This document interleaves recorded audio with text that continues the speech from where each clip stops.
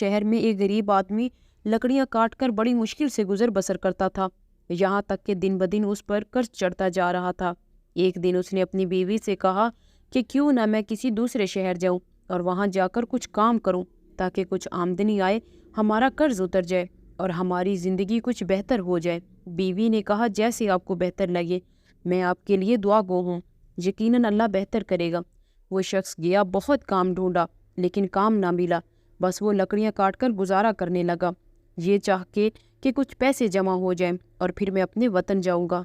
लेकिन उसकी बीवी दिन रात रोती रहती है। जब घर में कुछ भी ना बचा तो वो गुजर बसर करने के लिए शहर के वजीर के पास गई और कहा कि मैं एक गरीब हूँ, अपने घर में कुछ काम दे दो, मैं आपके घर का काम करूँगी, बस मुझे 2 वक्त की रोटी मिल जाए, बस यही काफ़ी है। वजीर ने अपनी बीवी से कहा कि इसको कोई काम दे दो और काम समझा दो, वो करती रहेगी। वो मजबूर औरत सारा दिन काम करती और अपने मियाँ के लिए दुआ मांगती रही। इसी तरह कई दिन, महीने और साल गुजर गए लेकिन उसका शौहर ना आया। एक रात जब रोते रोते सो गई तो इमाम जाफ़र सादक अलैहिस्सलाम ख्वाब में आए और वो औरत देख रही है। इमाम जाफ़र सादक अलैहिस्सलाम फरमा रहे हैं, ऐ लोगों बताओ आज कौन सा दिन है। इमाम जाफ़र सादक के साथ जो उसके चाहने वाले थे उनमें से एक ने फरमाया, आज 22 रजब है। इमाम ने कहा, याद रखना, जब कोई हमारा चाहने वाला इस रात खलूसी नियत से हमारी नज़र दिलाए और अल्लाह से हमारे सदके दुआ मांगे तो अल्लाह वो दुआ रद्द नहीं करता। औरत की आंख खुली तो फजर का वक्त था। जब मालूम किया तो रात 22 रजब की थी। उसी वक्त इमाम जाफ़र सादक की नज़र न्याज बनानी शुरू कर दी। न्याज की और दुआ मांगी। वक्त गुजर रहा था, न्याज बांट रही थी कि दूसरे शहर जब उसका शौहर लकड़ियां काट रहा था। लकड़ियां काटते करते जब कुल्हाड़ी एक दरख्त को मारी और दरख्त गिरा तो उसकी जड़ों में से एक खजाना छुपा हुआ था। वो खजाना देखकर खुश हुआ और अल्लाह का शुक्र अदा किया। खजाना लेकर अपने घर वापस आ गया, अपनी बीवी को लिया और एक शानदार महल बनाया और दोनों खुश रहने लगे। फिर बीवी ने मियाँ को बताया कि ये जो करम हुआ है इमाम जाफ़र सादक अलैहिस्सलाम का सदका है। इमाम जाफ़र सादक अलैहिस्सलाम मेरे ख्वाब में आए थे। उन्होंने कहा था कि इस रात तुम नियाज करके अल्लाह से तुम जो भी मांगोगे मेरे सदके तुम्हारे हालात बदल जाएंगे। इस तरह वो दोनों मियाँ बीवी हर साल इमाम जाफ़र सादक अलैहिस्सलाम की न्याज किया करते थे। वज़ीर की बीवी छत पे गई तो उसने एक आलीशान घर देखा। अपनी कनीज़ों से पूछा कि ये घर किसका है। कनीज़ों में से एक कनीज़ ने कहा, ये घर आपकी उस नौकरानी का है जो आपके घर में कुछ अरसा पहले काम करती थी। शहजादी ने कहा, इतना बड़ा घर कैसे बना, जाओ बुलाओ उसे। कनीज़ गई, उस औरत को बुला कर लाती है।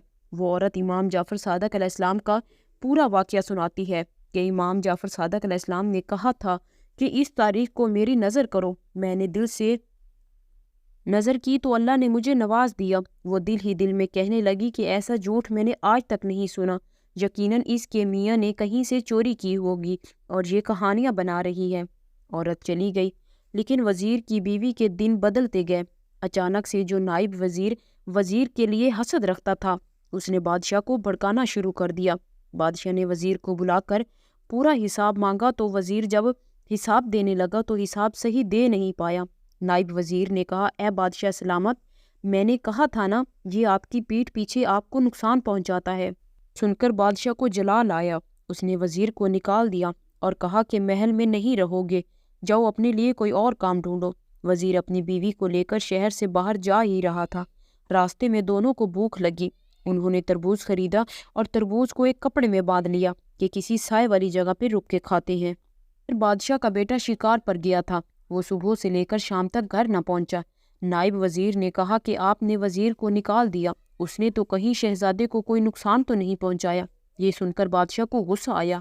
बादशाह ने अपने सिपाहियों को हुक्म दिया कि जाओ और उस वज़ीर को पकड़ कर ले आओ। अगर उसने मेरे बेटे को कोई नुकसान पहुंचाया है तो मैं उसे नहीं छोड़ूंगा। सिपाही जब वज़ीर के पास गए और पूछा कि बादशाह का बेटा कहाँ है तो उसने कहा, मुझे नहीं मालूम।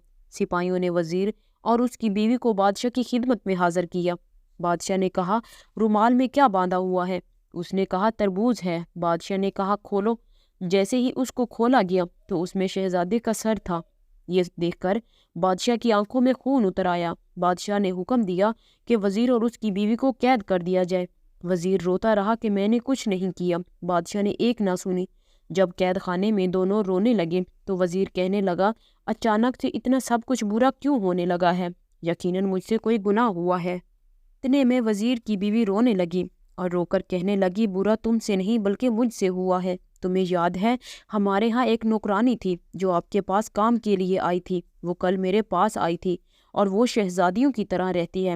میں نے پوچھا کہ یہ پیسے کہاں سے آئے ہیں تو اس نے امام جعفر صادق کے خواب کا بتایا اور نظر دینے کا بتایا، اور کہا کہ اگر امام جعفر صادق کے صدقے جو بھی دعا اللہ سے مانگی جائے تو اللہ تعالیٰ کوئی بھی دعا رد نہیں کرتا۔ میں نے اس کی یہ بات سن کر اس کو جھوٹا سمجھا۔ مجھے لگتا ہے اسی وجہ سے ہمارے حالات بدل گئے ہیں۔ وزیر نے کہا، اے بدبخت عورت، اس سے بڑا گناہ اور کیا ہوگا کہ تم نے امام کے معجزے پہ شک کیا۔ پھر مل کر دونوں رو کے توبہ کرنے لگے اور یہ دعا مانگی کہ اگر ہم کو قید سے رہائی مل گئی تو ہم ہر 22 رجب کو امام جعفر صادق علیہ السلام کا نیاز کریں گے۔ بس یہ دعا مانگ کر رو رو کر سو گئے۔ صبح کا سورج طلوع ہوا۔ شہزادہ گھومتا پھرتا اپنے محل آ پہنچا۔ بادشاہ شہزادے کو دیکھ کر حیران ہو گیا کہ تم کہاں تھے؟ شہزادہ کہنے لگا، میں تو شکار پہ تھا۔ بادشاہ حیران ہو کر پوچھنے لگا، پھر یہ سر کس کا ہے؟ وزیر اور اس کی بیوی کو بلایا گیا۔ وزیر اور اس کی بیوی آئے تو انہوں نے پورا واقعہ بادشاہ کو سنایا۔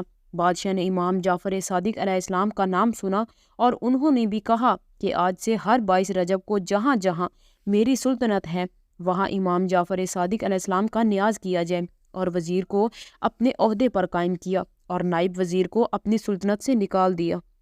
اللہ پاک امام جعفر صادق علیہ السلام کے صدقے ہماری تمام مشکلات کو